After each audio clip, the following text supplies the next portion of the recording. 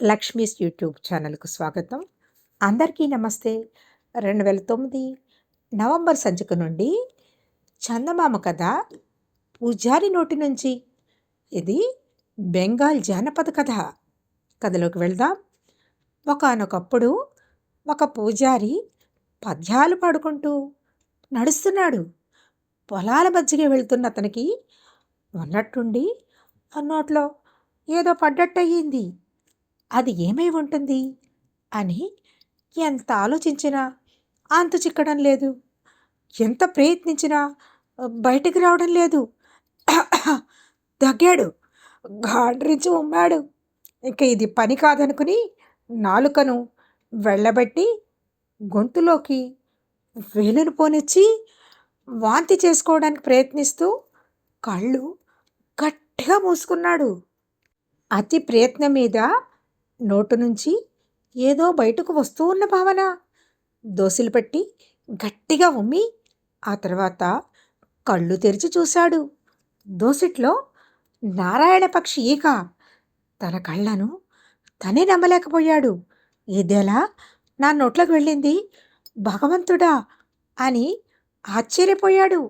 ఎలా అయితేనేం కాళ్ళు ఈడ్చుకుంటూ ఇల్లు చేరి చాప మీద చతికిలపడ్డాడు. మధ్యాహ్న భోజనానికి కూర్చున్నాడన్నమాటే గాని అతడి ఆలోచనలు మాత్రం ఎక్కడో ఉన్నాయి. దేని గురించి అంత తీవ్రంగా ఆలోచిస్తున్నారు అని అడిగింది భార్య. ఇక మరో మార్గం లేక జరిగిందంతా సవిస్తరంగా చెప్పాడు పూజారి. ఆ సంగతి వినగానే భార్య పకపక నవ్వుతూ, నా జీవితంలో ఇలాంటి వింత విషయం ఎప్పుడు వినలేదండి అన్నది. ఈ సంగతి వేరెవరికి చెప్పొద్దు, నన్ను పిచ్చివాడు అనుకోగలరు అని భార్యను హెచ్చరించాడు పూజారి. అలాగేనంటూ భార్య తలూపింది. మంచి భార్య కనుక భర్తకిచ్చిన మాటను నిలబెట్టుకోవాలని నిర్ణయించింది. మరునాడు ఆమె ఏదో పని మీద పెరట్లోకి వెళ్ళింది. ఆ సమయంలో పక్కింటావిడ వాళ్ళ తోటలోని చెట్లకు నీళ్లు పడుతూ ఉండటం గమనించింది. పూజారి గారి భార్యను చూడగానే పక్కింటావిడ, ఇలాంటి అద్భుతమైన గులాబీ పువ్వును నీ జీవితంలో ఎప్పుడైనా చూసావా అన్నది గొప్పగా తన తోటలోని ఒక పెద్ద గులాబీ పువ్వును చూపిస్తూ. పూజారి భార్య తన పెరటిని ఒకసారి కలియ చూసింది. చెప్పుకోవడానికి ఒక్క పువ్వు కూడా కనిపించలేదు. మరి తన పరువేం కాను ఆలోచనలో పడింది. ఆ గులాబీ పువ్వు కన్నా గొప్ప అద్భుతాలే చూశానులే. మనిషి నోట్లోంచి పక్షీకలు రావడం నువ్వు ఎప్పుడైనా చూసావా? నిన్న మా ఆయన నోట్లోంచి నారాయణ పక్షీక వచ్చింది తెలుసా అన్నది. పొరుగింటావిడ వెళ్ళబెట్టిన నోరు మోయకుండా పూజారి భార్య ఆ తర్వాత చెప్పిన విషయాలన్నీ ఏకాగ్రతతో విన్నది. పూజారి కడుపులో పెద్ద పెద్ద పక్షులు ఎగురుతూ ఉన్నట్టు ఊహించుకుంటూ ఇంట్లోకి వెళ్ళిపోయింది. ఆ రోజు సాయంకాలం పక్కింటావిడ వాకిట్లో కూర్చుని ఉండంగా ఆ గ్రామం రజకుడు అటుగా రావడం గమనించింది. వాడు వచ్చి ఆమెకు నమస్కరించి ఆ మాట ఈ మాట చెప్పి తన అప్పుల బాధల గురించి ఏకరువు పెట్టాడు. అంతా విన్న ఆమె, ఈ చిన్న ఊళ్ళో ఉంటూ ఇన్ని బాధలు అనిపించడం దేనికి, పట్టణానికి వెళ్తే చేతి నిండా పని దొరికి కష్టాలు తీరిపోతాయి కదా అని సలహా ఇచ్చింది. వాడు కష్టపడ్డం అంటే సుతరాము ఇష్టం లేని పరమ సోమరి. పోనిద్దరు, పరిగెత్తి పాలు తాగటం కన్నా నిలబడి నీళ్లు తాగటం మేలు కదా.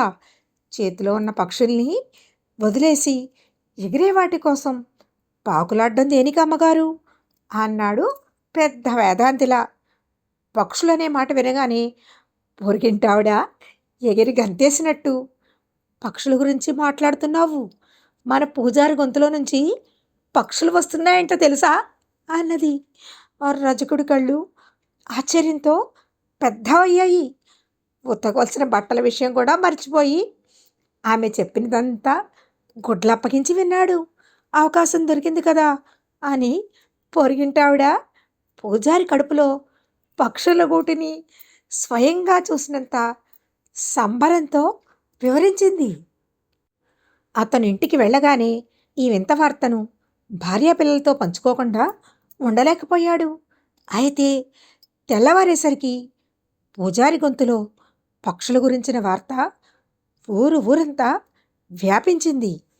ఏమాత్రం ఆసక్తి కనబరచని గ్రామాధికారి సైతం ఉదయం పలహారం తీసుకుంటూ దీనిని గురించి చెబుతూ ఒక్కొక్కసారి మైనాలు, పిచ్చుకలు సైతం నోటి నుంచి వెలువడతాయి తెలుసా అన్నాడు పిల్లలతో. మన సమస్యలను పరిష్కరించుకోవడానికి పూజారిని సక్రమంగా ఉపయోగించుకోవాలి అని గ్రామాధికారి భార్య సూచన ఇచ్చింది. గ్రామాధికారి సాలోచనగా తల పంకించాడు. తలుచుకున్నప్పుడు కడుపులో నుంచి పక్షులను పుట్టించగల వ్యక్తి సామాన్యుడు కాదు కదా మరి. వెంటనే గ్రామసభ సమావేశమైంది.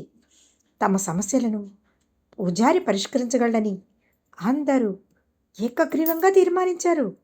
అందరూ కలిసి పూజారింటికి వెళ్ళి ఆయన సహాయం అర్థించాలని నిర్ణయించారు. వాళ్ళందరూ కలుసుకట్టుగా వెళ్ళినప్పుడు పూజారి వేప పళ్ళతో పళ్ళు తోముకుంటున్నాడు. అందరూ అతనికి చేతులెత్తి మొక్కారు. ఆ తరువాత పక్షుల అధినేతవైన మహాత్మా, మీ మంత్రశక్తులను తిలకించడానికి మేమందరూ వచ్చాం అన్నారు ముక్తకంఠంతో. వీళ్ళు చెబుతున్నది ఏమిటి అని పూజారి విస్తుపోయాడు. గ్రామాధికారి ఒక అడుగు ముందుకు వచ్చి, అయ్యా, నోటి నుంచి పక్షులను తెప్పించగల మహానుభావుడువైన నువ్వు మన గ్రామంలో ఉన్నావని ఇన్నాళ్ళు మాకు తెలియదు. ఆ అద్భుతాన్ని చూడ్డానికే వచ్చాము అన్నాడు. దోసిట్లో పడ్డ పక్షి ఏక తన నోట్లో నుంచే వచ్చిందని, తను భ్రమపడిన విషయానికి ఇంతగా రెక్కలు వచ్చిందని అతడు అప్పటికి గ్రహించాడు. వివరించడానికి ప్రయత్నించాడు కానీ ప్రజలు దాన్ని అంగీకరించడానికి తిరస్కరించారు. వినయం కారణంగానే మీరు ఇలా చెబుతున్నారు అని మెచ్చుకున్నారు. ఆ అద్భుతం చూడకుండా ఇక్కడి నుంచి కదలమని పట్టుబట్టారు. ఆఖరికి పూజారి కళ్ళను ఓసారి బాగా నలుముకొని, సరే ఇంతగా అడుగుతున్నారు గనక తప్పదు, అయితే తలపాగా ఉంటేనే నేను ఆ అద్భుతం చేసి చూపగలను. లోపలికి వెళ్ళి దాన్ని తెచ్చుకుంటాను, అందుకు మీరు అనుమతించాలి అన్నాడు. ప్రజలు ఆనందాతిరేకంతో చేసిన హర్షధ్వానాలు ఆ ప్రాంతమంతా మారుమోగాయి. పూజారి బాణల్లా ఇంట్లోకి దూసుకెళ్ళి తలుపు వేసుకున్నాడు. ఎంతకు తిరిగి రాలేదు.